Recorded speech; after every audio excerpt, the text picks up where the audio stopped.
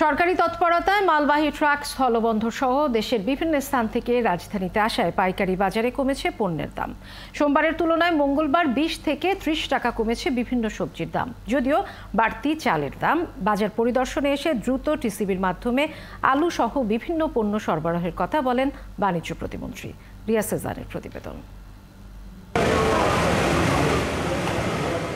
টানা কারফিউর কারণে স্থলবন্দরগুলোতে আটকে ছিল আমদানি করা পণ্যবাহী ট্রাক পুড়িয়ে দেওয়ার ভয়ে বিঘ্ন ঘটে নিত্যপণ্য সরবরাহেও।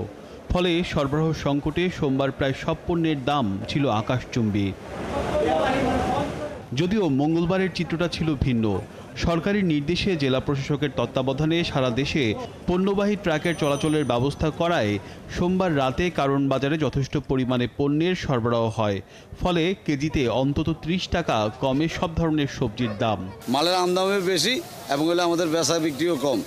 60 টাকা, উস্তা 70 টাকা, বেগুন 80 টাকা। ক্রেতারা জানান কাউরান বাজারের পরিস্থিতি স্বাভাবিক হলেও রাজধানীর মহল্লার বাজারগুলোতে এখনো বাড়তি দামেই কিনতে হচ্ছে পণ্য। বাসার কাছে আমি এত প্রাইস বেশি যে খেতে পাচ্ছিলাম না, সে কারণে বাধ্য হয়ে আমার হাজবেন্ড অসুস্থ, ওকে নিয়ে আমি বাজারে আসলাম। মরিচ 300 টাকা ছিল, আজকে 240 টাকা কিনে।